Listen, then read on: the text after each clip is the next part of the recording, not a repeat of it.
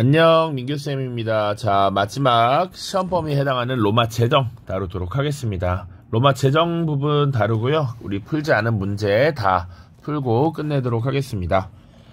자, 교과서는 110쪽부터 115쪽에 해당하는 내용 중에서 특히 제정 부분에 해당하는 내용 볼 거고요.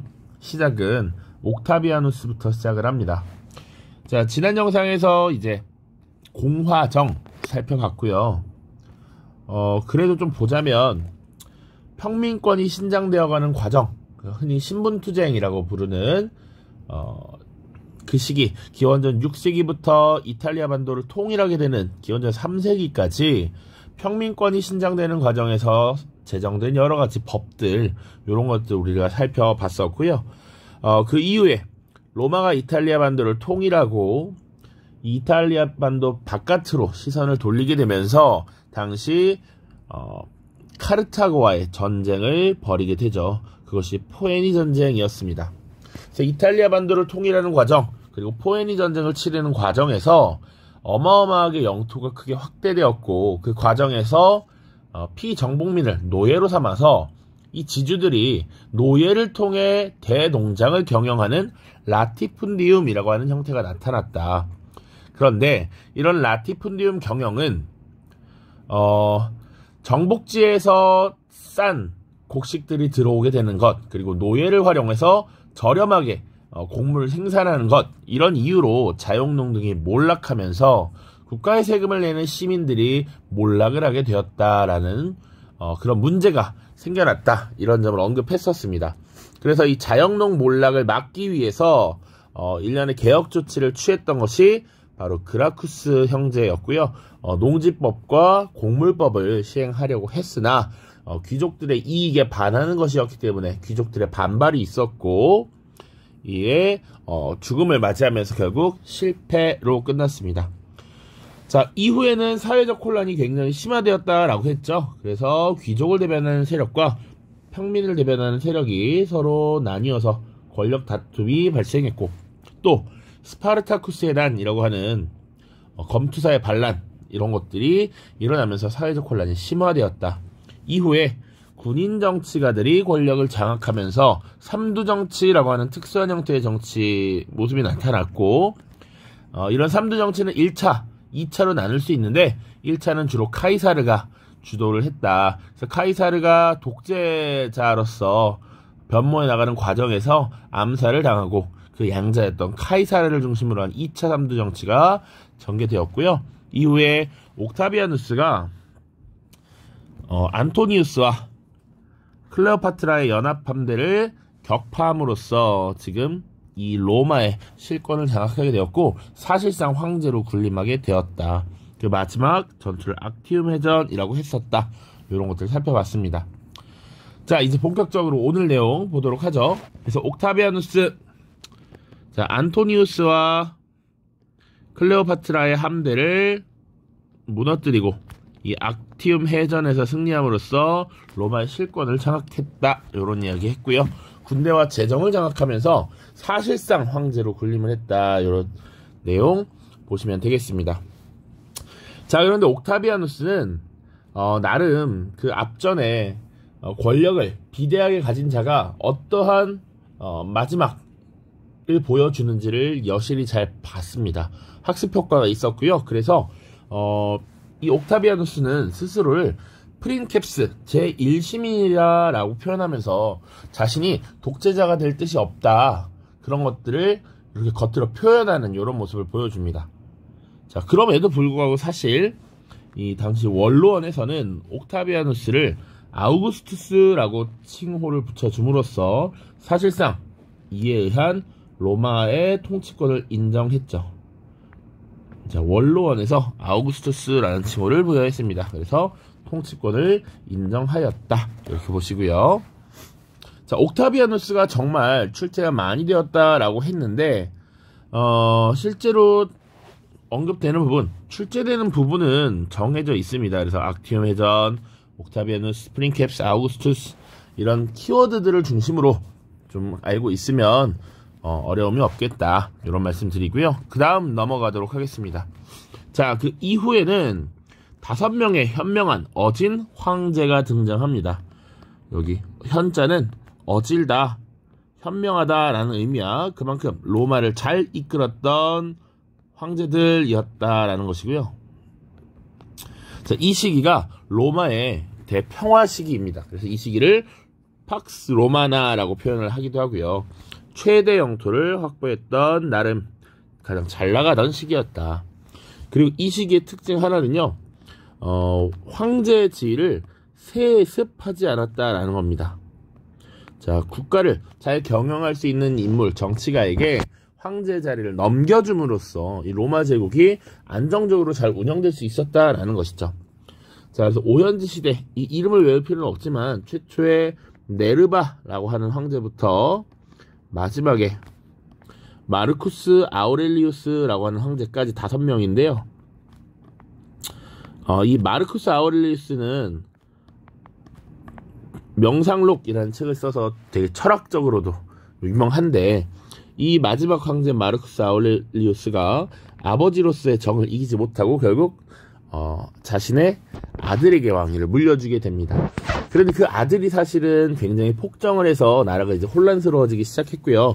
국가적 혼란을 겪은 약 50여 년의 시간 뒤에 이제 군인 황제 시대가 나타나게 됩니다. 자, 그래서 힘을 가진 군인들이 정권을 잡고 이 국가를 주도하는 시기가 나타났고요. 이 시기는 황제의 교체가 굉장히 빈번했다라고 해요. 이 시기가 약 50여 년 정도 돼요. 3세기 중반 230 몇 년부터 한 284년 5년 정도까지 되는데, 이 50여 년 동안 무려 26명의 황제가 교체되었다. 그 정도로 황제가 최대 2년 정도밖에 거의 지속되지 못했다. 평균적으로 이렇게 보시면 되겠습니다. 그리고 이때 사실 로마 제국이 위기가 등장하는데 무엇이냐? 이전 오현제 시대까지 잘 나가고 영토도 굉장히 확대가 되고 있었습니다. 그러나 이제 정복 전쟁이 점차 줄어들게 되면서 문제가 나타납니다. 그러니까 지금 국가라는 것도 원래 이렇게 전성기를 맞이하다가 점점 쇠퇴할 때가 있는 것이지, 그러니까 이 오현제 시대가 사실은 어떻게 보면 정점이었다라고 보시면 되고요. 이 이후는 이제 점점 쇠락의 길을 걸었다라는 것이지. 왜 그랬느냐? 이제 로마는 어마어마한 대제국으로 이미 성장을 했습니다. 이때 당연히 이탈리아 반도 원래 있던 지역, 그리고 그리스 세계도 통합을 했고요. 소아시아 일부 지역, 그리고 북부 아프리카, 이베리아 반도, 심지어 프랑스, 유럽 전역, 영국까지 지금 장악을 했다는 것이지. 이제 더 이상 영토를 확장하기엔 더 어려움이 있었다라는 것이고요. 그만큼 정복전쟁이 줄어들면서 전쟁 포로가 감소합니다. 그러면 또 무슨 일이 생기느냐? 자, 기존에 우리 공화정 시대 이탈리아 반도를 통일하고 포에니 전쟁이 승리하면서 전쟁 포로, 노예를 통한 대농장 경영, 라티푼디움 경영이 주를 이루었다라고 했죠. 근데 이를 통해서 라티푼디움 경영이 어려움을 겪습니다. 자, 그리고 그동안 진행되어 왔던 이 라티푼디움 경영 때문에 자영농이 몰락하고 있었잖아. 이런 이중고를 맞아서 일종의 농지를 경영하는 이런 방식이 변화합니다. 이것을 콜로나투스 제도라고 하고요. 이것은 무엇이냐? 몰락한 자유시민과 지주들이 일종의 계약을 맺는 겁니다. 그래서 지주와 몰락한 시민이 계약을 맺고 일종의 소작을 주는 것이죠. 소작. 땅을 빌려서 농사 짓게 해. 그런데 이 몰락한 시민들은 농사를 짓지 않으면 먹고 살 수 없을 정도이기 때문에 지주의 그 흔히 말하는 갑질에 결국 순응할 수밖에 없는 구조였다. 그래서 이 몰락한 시민은 결국 토지를 떠나지 못하게 되고 토지에 결박되면서 지주에게 종속되는 요런 모습이 나타납니다. 자, 요런 이 몰락한 시민, 토지에 결박된 시민이 사실상 이제 중세로 넘어가게 되면 중세 유럽 농노의 선구가 된다. 이런 것들이 지금 운영이 되었다라는 겁니다. 토지에 결박된 부자유 소장농에 의한 경작. 자, 부자유 소장농에 의한 경작 이렇게 보시면 되겠습니다. 콜로나투스 제도야. 그래서 중세 유럽에 흔히 봉건제도, 장원제도 이런 것들을 설명할 때 함께 농노라고 하는 개념이 등장할 텐데 그것과 연관시켜서 보시면 되겠습니다. 자, 그런 이 사회 변화 이런 것들, 로마의 쇠락 이런 것들을 극복하기 위해서 나름 노력했던 여럿의 황제들이 있죠. 그 이후의 황제들을 쭉 잘 봐야 할 텐데 디오클레티아누스, 콘스탄티누스, 테오도시우스 요 세 명의 황제가 조금 중요하게 언급이 되는 편입니다. 그래서 디오클레티아누스부터 보겠습니다. 자, 디오클레티아누스는 보통 3세기 말 4세기 초까지 재위를 했던 재위기간이에요. 요거 재위기간. 자, 이 디오클레티아누스는 이 사회적 혼란을 수습하고 강력한 왕권을 확립하기 위해서 동방에 전제군주제를 도입합니다. 자, 그리고 이 로마 제국의 혼란이 사실은 광대한 영토에 있다라고 생각을 했고요. 이것을 효과적으로 통치하기 위해서 제국을 4개로 분할하여 통치하도록 했습니다. 물론 4개로 분할했다라는 것은 일단 동쪽과 서쪽을 나누고 각각 정황제와 부황제를 두는 시스템이었고요. 그 중에서도 사실은 본인인 디오클레티아누스가 가장 최고의 결정권을 갖기는 했습니다. 어쨌거나 이렇게 나누어서 지금 효율적인 통치를 도모했다. 자, 그리고 당시 화폐개혁, 군사개혁들도 단행을 해서 다시 로마를 재건하기 위한 여러 노력을 기울였다. 그 정도로 보시면 될 것 같습니다. 자, 그 다음 콘스탄티누스입니다. 콘스탄티누스. 자, 이 시기까지, 이전 디오클레티아누스 시기까지만 하더라도 사실은 기독교, 크리스트교라고 하는 종교가 지속적으로 확산이 되고 있었고요. 그럼에도 불구하고 이 크리스트교는 인정받지 못했습니다. 그리고 크리스트교에 대한 오히려 박해가 주로 이뤄졌는데 왜 그랬느냐? 이 크리스트교는 유일신 사상을 믿고 있었고요. 그러다 보니까 황제 숭배를 거부합니다.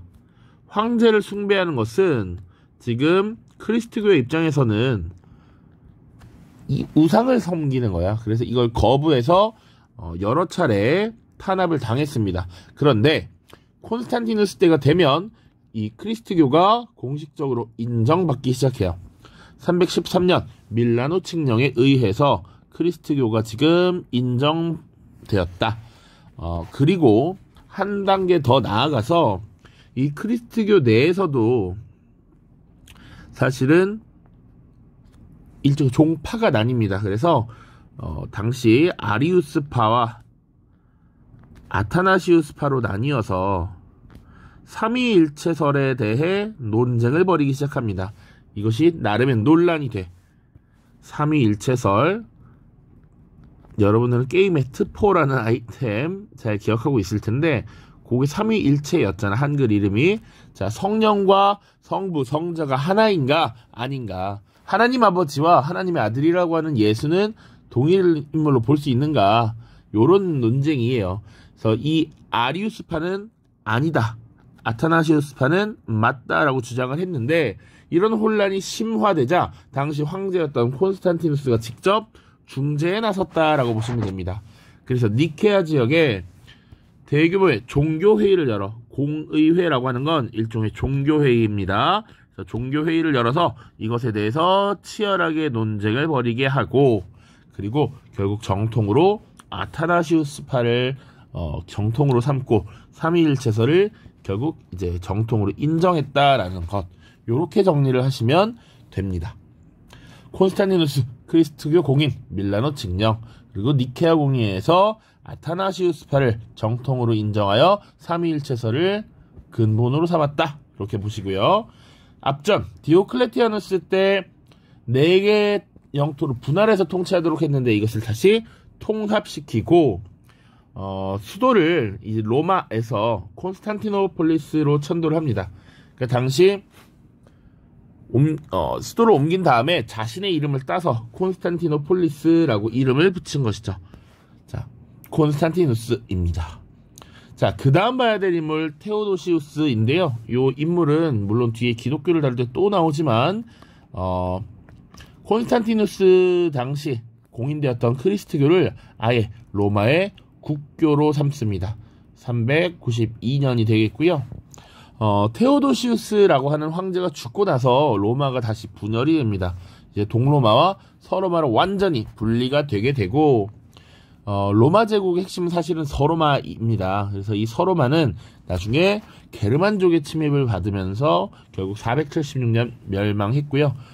조금 더 보자면 당시 게르만족의 용병대장이었던 오도 아케르라고 하는 인물에 의해서 무너지게 됩니다. 게르만족이 그러면 어디서 왔느냐?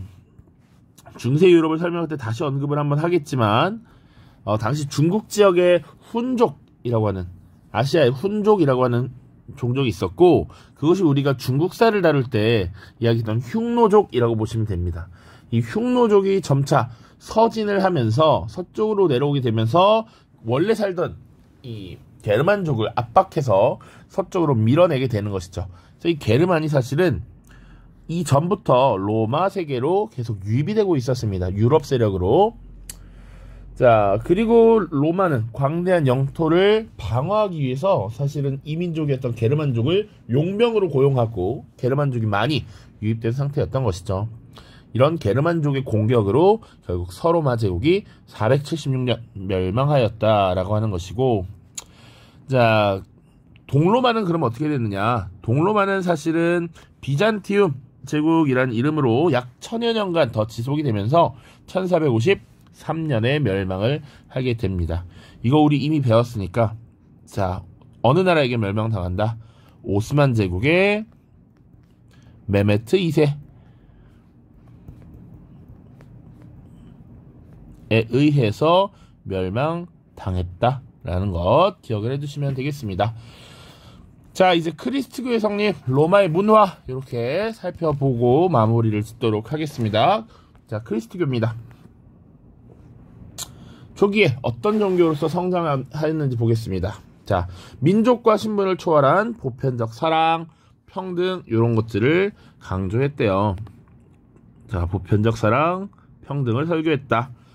그런데 이런 크리스트교는 황제 숭배를 거부함으로써 로마 제국의 탄압을 받았습니다. 그래서 보통 크리스트교에 대한 탄압 이런 것을 박해라고 많이 표현해. 박해.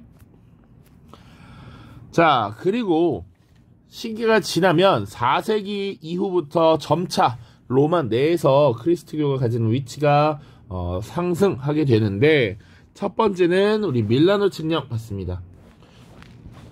콘스탄티누스 때 지금 보고 있습니다. 그래서 크리스트교를 공식적으로 인정받았다라고 하는 내용이고요. 그 다음 니케아 공의회라고 하는 종교회의가 열려서 아타나시우스파의 삼위일체설을 정통으로 인정했다라는 것이죠. 그래서 삼위일체설에 기초한 정통교리의 확립 이렇게 보시면 되고, 그 다음 테오도시우스 때 크리스트교가 국교화되었다. 392년 그 이후 세계 종교로서 발전을 하게 된 것이죠. 자, 밑에 지도 잠깐 보겠습니다. 이거는 교과서에 있는 지도를 사실은 가져왔는데 이 위치는 사실 애매합니다.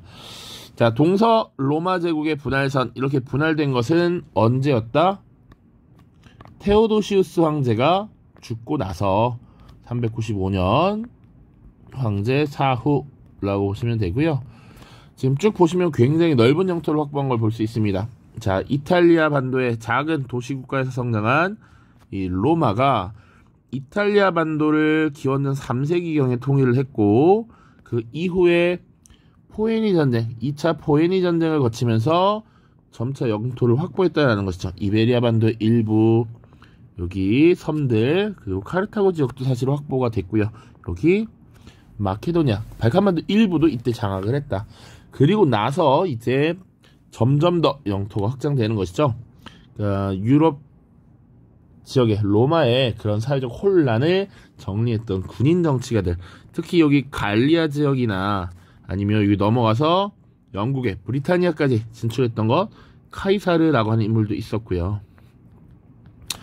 그리고 지금 여기 이집트, 알렉산드리아나 소아시아 지역, 시리아 지역까지 진출했던 것은 보통 옥타비아누스와 그 이후 시기라고 보시면 되겠습니다. 특히 알렉산드리아, 이집트를 점령했던 것은 옥타비아누스죠. 옥타비아누스.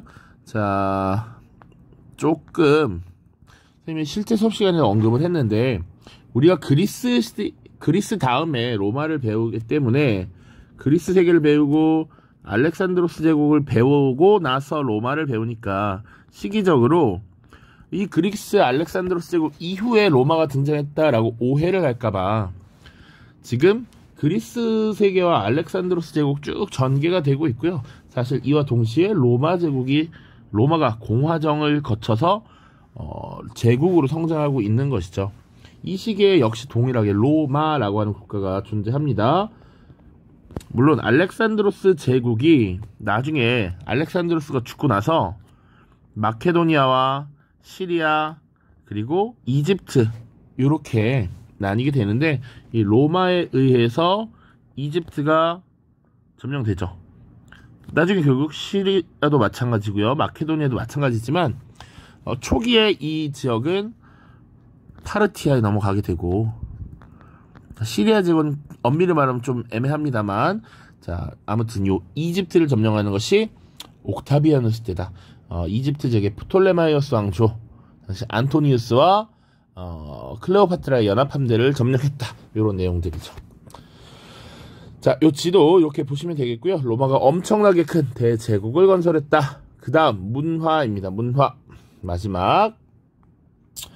자, 로마의 문화입니다. 대제국을 유지하기 위해서 현실적인 필요에 의한 것들이 많이 발달했다라는 것이고요. 그래서 실용적 문화가 발달을 많이 했다라고 되어 있습니다. 법률이라든지 토목, 건축 같은 것이 대표적이다라고 보면 되겠고요. 그리스 문화와 헬레니즘 문화를 수용했다라는 것. 보통 이 옥타비아누스 때 정도가 되면, 이 옥타비아누스가 활동했던 시기가 알렉산드로스 제국이 분열되고 나서 마지막 이집트가 로마에게 점령당하는 그 시기이기 때문에 이미 로마가 그리스 문화, 헬레니즘 문화 이런 것을 다 흡수하고 있다라는 거야. 로마의 성장에 따라. 자, 요런 것들 기억해 두시면 되고요. 그 다음 법률 보겠습니다. 자, 그동안 관습법으로 시행해오던 것을 글로써 명문화 시켜놓은 것이 바로 12표법이었죠. 최초의 성문법이었습니다. 그래서 평민의 권리를 법으로서 규정해놨다라고 하면서 우리가 평민권의 신장 부분에서 봤던 것이죠. 자, 이후에 점점 로마가 성장하면서 로마 시민 전체를 대상으로 적용을 하기 위한 법률인 시민법이라는 것이 만들어졌고요. 물론 초기에는 시민권도 구분이 있었습니다만 이런 것들은 교과서에는 다루지 않고요. 로마 시민을 대상으로 적용하는 시민법, 제국 내 로마 시민 외의 다른 민족들도 적용하기 위한 만민법, 이런 것들이 제정되었다. 이런 것들은, 이런 전통은 유스티니아누스 대제 때 비잔티움 제국의 유스티니아누스 법전으로서 정리가 됩니다. 이건 나중에 6세기 다시 비잔티움 제국을 다룰 때 한 번 더 언급을 하겠습니다. 자, 그 다음 건축 보시면 여러 정복지에 계획도시를 건설함으로써 제국의 위용을 과시했다라고 보시면 되고요. 도로망을 열심히 건설했습니다. 밑에 사진도 넣어놨는데 대표적으로 아피아도로, 아피아가도라고 하는 도로가 있습니다. 자, 이런 도로망은 왜 건설을 합니까? 고대 제국에서 이런 도로망 건설은 일반적으로 다 왕의 명령을 전달하고 또 군사이동을 수월히 하고 물자 운송을 원활하게 하기 위해서 이런 거죠. 기본적인 내용들입니다. 자, 특별하지 않습니다. 자, 그리고 원형 경기장, 우리 흔히 콜로세움이라고 하는 원형 경기장 있죠? 요런 데서 지금 검투사들의 시합 이런 것들을 관전하면서 나름 로마 시민들이 즐길 거리를 느낄 수 있었다라는 것이죠. 자, 그리고 수도교라고 하는 다리 이런 것들 만들어 놓기도 했고요. 그리고 공중 목욕탕, 심지어 우리 교과서에는 공중 화장실이라 그래서 칸막이가 없지만 다 같이 앉아서 응가를 볼 수 있는 그런 시설들도 이때 만들었다라고 나와 있습니다. 자, 역사서가 많이 정리됐는데 리비우스의 로마사, 타키투스의 게르마니아, 그리고 카이사르의 갈리아 전기, 플루타르코스의 영웅전 이런 것들이 있었다 정도 보시면 되고요. 특히 게르만족과 관련된 설명인 게르마니아는 당시 유럽 세력의 로마 제국에 들어온 게르만족의 기원과 이동 이런 것들을 정리했다라고 보시면 되고요. 카이사르의 갈리아 전기는 카이사르가 직접 갈리아 지역을 정복하는 당시 썼던 일기, 연대기라고 보시면 되겠습니다. 자, 플루타르코스의 영웅전은 고대 그리스 로마 지역에서 있었던 영웅들의 이 일대기를 정리한 내용이라고 보시면 되겠습니다. 중국 역사서에 보면 열전이라고 하는 것들 있죠. 그런 것들과 유사하다라고 생각하면 되겠네요. 자, 과학으로는 프톨레마이오스의 천동설 이런 게 있었다 정도만 보시면 되고, 사진도 다 봤는데 문화와 관련해서 이 카타콤 하나만 보도록 하겠습니다. 일종의 지하 예배당이라고 생각하시면 됩니다. 이 크리스트교가 공인되기 이전에 사실은 박해를 받았기 때문에 주로 이 카타콤에 모여서 예배를 드렸습니다. 그러니까 원래 카타콤은 무덤이야, 무덤. 지하 무덤인데 보통 여기서 크리스트교도들이 모여서 모임을 가지고 예배를 하기도 했다라고 보시면 되겠네요. 자, 자료 살펴보기에는 신앙은 각자 자신의 양심에 맞춰 결정해야 될 일이다. 그래서 크리스트교도만이 아니라 어떤 종교를 신봉하는 자에게는 각자가 원하는 신을 믿을 권리를 완전히 인정한다라고 해놨어. 이 자료는 밀라노 칙령을 보여주는 겁니다. 지금 선생님 밀라노 칙령 내용 가져왔고요. 313년 어느 황제 때? 콘스탄티누스 대제 때 발표된 자료이다 라는 것 기억하시면 되겠네요. 이제 기출문제 풀고 마무리를 짓도록 하겠습니다. 이어서 문제 보도록 하겠습니다. 자, 79쪽입니다. 2018 수능 6번 문항이고요. 가도시에 대한 설명으로 옳은 것은 이라고 되어 있습니다. 가도시 한번 보도록 하죠. 가 고고유적이라고 되어 있고요. 지금 보면 페니키아인이 튀니스만의 언덕에 세운 가라고 되어 있습니다. 페니키아인. 자, 해상무역으로 번성했으나 지중해 해상권을 놓고 넘어와버린 전쟁에서 패한 후에 철저히 파괴되었다라고 되어 있습니다. 자, 페니키아인이 세운 이 도시 국가와 전쟁을 벌인 로마, 요거 힌트가 되겠죠. 포에니키아의 식민도시 포에니 전쟁이라고 얘기했습니다. 그쵸? 포에니 전쟁에서 로마와 싸운 상대는 카르타고였지. 카르타고. 그죠? 카르타고에 대한 설명을 찾아야 되는데 사실 이거 중세 유럽에 연결되는 부분이라 설명이 좀 필요할 것 같습니다. 자, 우선은 정답은 1번이에요. 반달 왕국에 의해 점령당했다. 그래서 당시 반달족, 게르만족의 일파라고 할 수 있는 이 반달족이 북부 아프리카 지역을 장악하고 이 카르타고를 무너뜨렸습니다.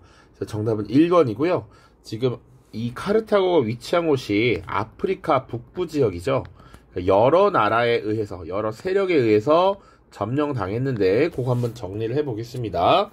자, 사산왕조에 의해 편입되었다. 사산왕조 페르시아는 우리 서아시아사 다룰 때 메소포타미아 지역, 이란 지역, 그리고 조금 나가면 인더스강 유역까지도 보긴 했으나 실제 우리가 아프리카 북부 지역까지 진출을 하지는 못했습니다. 자, 그러니까 설명이 틀렸다라고 볼 수 있고요. 알렉산드로스 대왕에게 정복당했다라는 거. 이 알렉산드로스 대왕이 실제 그리스 북부부터 그리스 지역부터 흔히 우리가 메소포타미아 지역 그리고 인더스강 유역까지 진출을 했지만 실제로 이 북부 아프리카 전역을 장악하지 못했습니다. 일부 이제 이집트 지역만 장악했죠. 이집트 지역만. 자, 그래서 이 카르타고가 위치한 튀니지 지역, 현 튀니지 지역은 정복하지 못했다라는 겁니다. 자, 수사에서 시작된 왕의 길의 종착지였다. 왕의 길. 다리우스 1세가 건설한 일종의 도로였죠. 수사에서 어디까지? 사르디스까지였으니까, 사르디스는 사실은 메소포타미아 지역에서 시작되어서 그냥 아나톨리아 반도 거의 끝까지 있는 것이지. 그러니까 이 사르디스는 북부 아프리카에 있지 않습니다. 옥타비아누스가 이집트를 멸망시킨 전투가 벌어졌다. 요거 악티움의 전을 설명하는 것이죠. 요 악티움의 전은 이집트니까 사실은 튀니지 지역과는 조금 차이가 있겠다라고 보시면 돼요. 자, 그러면 이 아프리카 북부를 점령했던 여러 나라들 한번 간단하게 좀 살펴봅시다. 자, 당시에 이 아프리카 북부는 페니키아인들이 세운 식민 도시국가로서 카르타고에 의해서 점령이 되었었고, 그 뒤에는 카르타고와 로마가 전쟁을 벌이면서 로마가 이 지역을 장악했고요. 또 그 다음, 지금 여기 정답이 나온 게르만족의 일파인 반달 왕국이 건설됐고요. 뒤에 우리 이슬람에서 배웠습니다. 이슬람 우마이야 왕조 때 이베리아 반도까지 역으로 진출하잖아. 요 흐름 알고 계시면 도움이 될 것 같습니다. 오른쪽 보겠습니다. 2015년 수능 17번 문항이고요. 자, 가는 원로원으로부터 아우구스투스라는 칭호를 받았다. 이것만 받아도 알아야 돼. 존엄한 자라는 뜻이고, 그는 제국의 통치권을 장악하고 있었지만 원로원을 국정의 동반자로 삼고 스스로를 뭐라고 불렀다? 프린캡스라고 불렀다라는 것이죠. 나는 제국이 당면한 문제들을 효과적으로 해결하기 시작했다. 그는 로마 제국의 새로운 황금시대를 이루기 위해서 흑해 입구에 또 하나의 로마를 건설하고 330년에 그 도시로 수도를 옮겼다. 지금 가는 옥타비아누스고요. 나는 누굽니까? 수도를 새롭게 옮겨서 자신의 이름을 땄던 콘스탄티누스가 되겠죠. 자, 그러면 17번. 가나 인물에 대한 설명을 옳지 않은 것은 가 스스로 프린캡스라고 불렀죠. 악티움의 전에서 승리했죠. 나 밀라노 칙령을 반포해서 기독교를 공인했고요. 니케아 공의를 개최한 것도 사실입니다. 그런데 5번 보시면 제국을 4분할 체제로 통치하였다. 이거 누굽니까? 디오클레티아누스였죠. 그러니까 요것만 지금 답이 아니구나 라는 것을 알 수가 있습니다. 밑줄 친 그 도시의 문화유산에 대한 탐구활동으로 적절한 것을 고르래. 그 도시, 아까 나아가 콘스탄티누스였고 그 도시는 당연히 콘스탄티노폴리스가 되겠죠. 그러면 이 콘스탄티노폴리스에 대한 설명을 골라야 하는데, 자, 기억입니다. 연꽃무늬와 대리석 격자가 특징인 묘당을 살펴본다. 자, 그래서 지금 연꽃무늬와 대리석 격자, 힌두교와 이슬람교의 특징이 동시에 나타나는 묘당인 건물 있었습니다. 요 인도에서 볼 수 있는 타지마할이었죠. 타지마할. 자, 당시 무굴 제국의 황제 샤자한이 당시 왕비였던 뭄타즈마할을 기리기 위해서 건축했던 묘당이니까 기억은 해당하지 않습니다. 내부를 모자이크 벽화로 장식한 건축물을 조사한다. 모자이크 뭡니까? 지금 당시 성 소피아 성당이 내부를 지금 모자이크 벽화로서 표현하고 있었어. 이 성 소피아 성당 비잔티움 제국 시기에 건축물이고요. 그리고 콘스탄티노폴리스가 비잔티움이라고도 불렸고 비잔티움 제국의 수도였기 때문에 맞는 설명이 되겠죠. 자, 모스크를 기하학적 무늬로 장식한 이유를 알아본다. 지금 모스크는 이슬람교의 사원이 있지. 그런데 이 콘스탄티노폴리스가 오스만 제국의 수도로도 활용이 되었죠. 그렇기 때문에 이 시기에 모스크를 건설해서 기하학적 무늬, 아라베스크 무늬로 장식을 했다라는 것이지. 그쵸? 자, 리을, 첨탑과 스테인드 글라스를 특징으로 하는 고딕 양식의 건축물을 찾아본다. 요것은요, 중세 유럽입니다. 중세 유럽. 고딕 양식이라고 하면 보통 12세기경에 해당하는 내용입니다. 그래서 요것은 이 시기라고 보기는 조금 어렵다. 대표적인 건축물들은 주로 중세 유럽에 많이 있고요. 이 지역은 동로마 교회와 그 서로마 교회로 분리되면서 이런 모습은 주로 서유럽에서 많이 나타나고 있다라고 보시면 되겠습니다. 자, 그래서 정답은 3번 니은 디귿이 되겠습니다. 오른쪽입니다. 2022년 수능 2번 문항 가인물에 대한 설명으로 옳은 것은 이라고 되어 있고, 그림은 18세기 프랑스에서 제작된 것으로 고대 지중해 세계에서 벌어진 해전을 묘사하고 있다. 우측에는 안토니우스의 함대가 있고 그의 함대는 클레오파트라 등에 합류한 연합군이었다. 좌측에는 가의 함대가 있었다. 안토니우스와 클레오파트라의 연합군, 그리고 가. 자, 그의 함대는 잘 훈련된 군사들로 구성되었으며 아그리빠라고 하는 뛰어난 전략가의 지휘 아래 봉쇄작전을 펼쳐서 안토니우스의 함대에 격파했고요. 가는 이 해전에서 승리한 이후에 원로원으로부터 아우구스투스라는 칭호를 부여받았습니다. 이 가는 옥타비아누스를 설명하고 있는 것이죠. 옥타비아누스가 사실은 단일 인물로 가장 많이 출제가 되었던 것이다. 그래서 가 인물 옥타비아누스에 대한 설명으로 옳은 것은, 정답은 2번 스스로 프린캡스, 나는 제1시민이에요 라고 호칭을 붙였다라는 것이죠. 자, 호민관 제도를 만들었다라고 하는 것은 훨씬 전이지 로마의 공화정식이잖아요.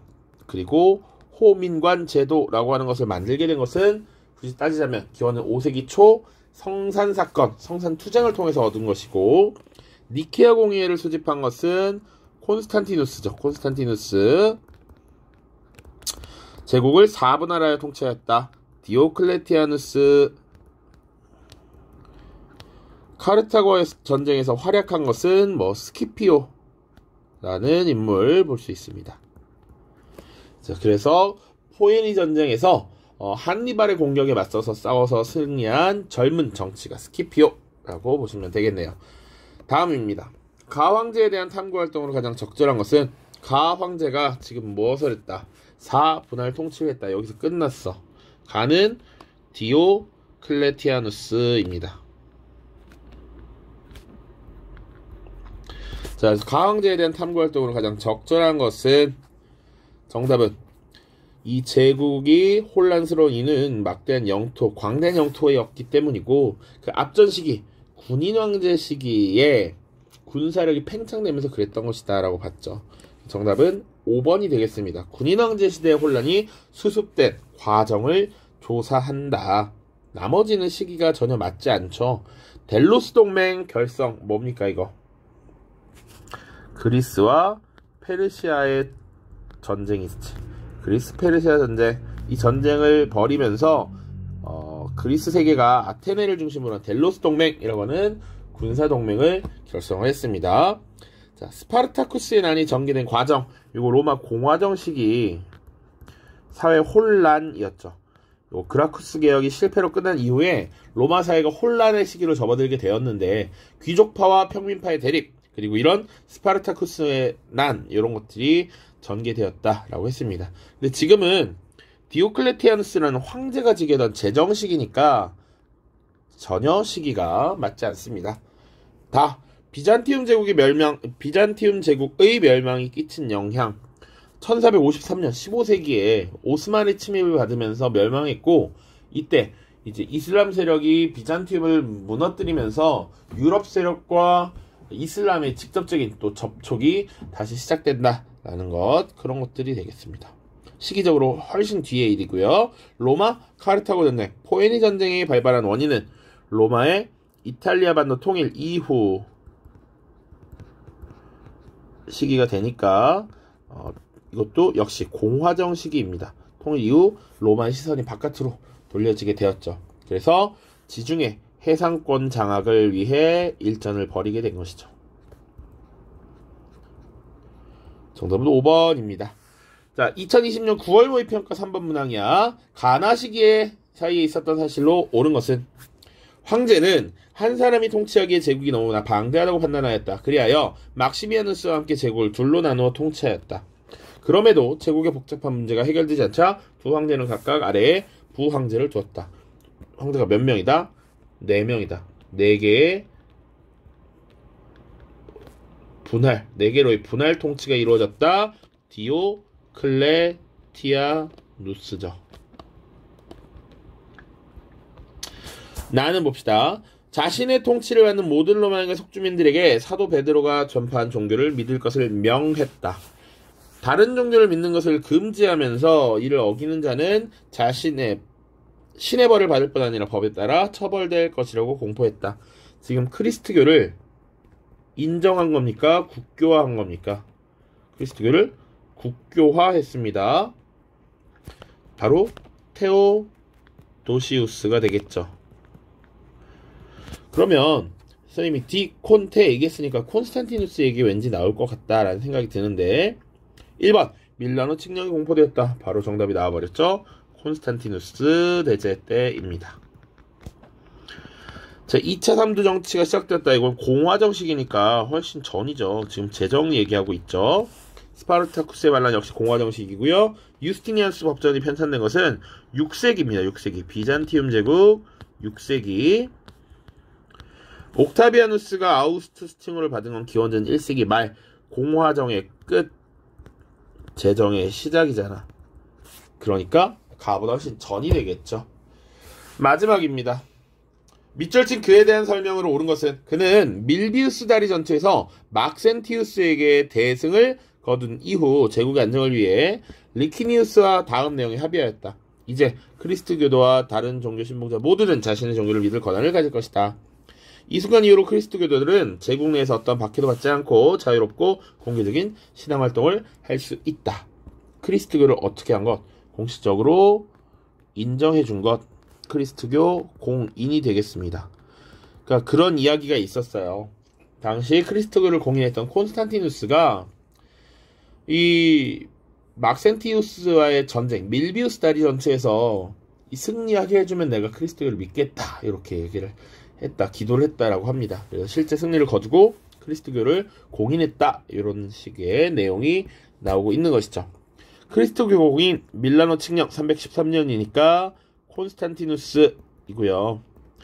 콘스탄티누스에 대한 설명으로 옳은 것은 정답은 3번이 되겠죠. 흑해 연안의 콘스탄티노폴리스라고 하는 새로운 로마를 건설해서 자신의 이름을 붙이고 수도를 옮겼다. 이렇게 보시면 되겠습니다. 악티움의 전에서 승리하였다. 옥타비아누스가 되겠고요. 성소피아 성당을 건립하였다. 이거는 비잔티움 제국의 유스티니아누스 대제입니다. 6세기입니다. 법전 편찬 성소피아 성당 건립, 요게 대표적인 업적 중에 하나입니다. 정복제 알렉산드리아라는 도시를 건설한 것은 알렉산드로스고요. 롬바르드족에게서 빼앗은 영토를 교황에게 기증한 것은 피핀입니다. 피핀. 나중에 프랑크 왕국에서 다룰 인물입니다. 자, 모두 고생 많으셨고요. 영상이 좀 길었는데 모두 다들 잘 보시고 시험 잘 봐서 좋은 결과 얻길 바라겠습니다. 안녕.